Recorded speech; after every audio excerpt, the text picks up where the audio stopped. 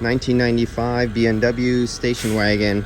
So this one last year or a couple months ago condemned a leaking evaporator. So they changed the evaporator, changed the expansion valve, they pulled it all out, and then like a month or two later the heater core started leaking. And so now they just came back about 2 weeks ago before my vacation. I recovered the refrigerant, they replaced the heater core, and as you can see, they haven't got it all back together yet, but they got the new heater core in there. And now I'm about to charge it, but I can't start it because all the wiring is out. So I'm going to fill it. I need roughly 920 grams of refrigerant in here. I have it hooked up. I have the low side off. I have the low side valve backed up because I'm not filling it. I can't start the car, so I'm going to force all the refrigerant in without starting the vehicle. Let's fill the vacuum, and let's turn this back on. It just timed out because that's the battery saving feature. After 15-20 minutes it times out. Okay, so we have the tank on. It's all going to go down the low side.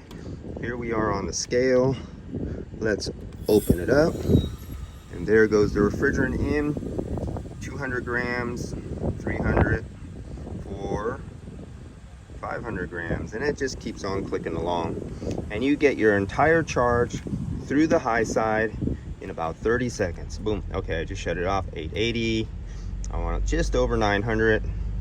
Boom. That's good enough right there.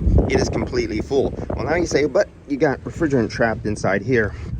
Well, I already compensated because I already had 30-40 grams in there up to this point. So now I know I'm almost where I am. I want to go a little over. So now I take it and I go to the vapor side, and I'm just going to give it a little crack because I already know I zeroed it out with roughly 30 grams in that one line. So I know I have more than enough. You're going to see this high side jump. I turned off the tank. It doesn't matter now because the tank is turned off. It's closed. This is under a higher pressure than the system. Watch what happens to the high side pressure. See it jump up there?